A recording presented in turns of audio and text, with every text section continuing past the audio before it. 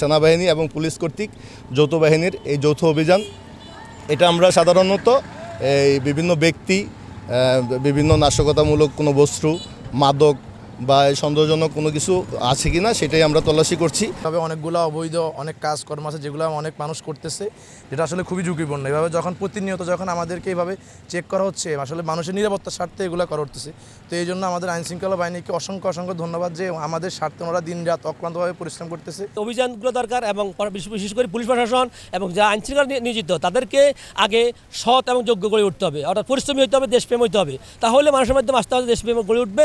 তাহলে আপনি মনে করেন আইনশৃঙ্খলা অবনতি ঘটবে না, মানুষ সবাই আইনের শ্রদ্ধাশীল হবে, আইন মেনে নেবে, আইন সকলের জন্য সমান অধিকার, সেই সমান অধিকার বাস্তবায়ন মানুষ থাকে।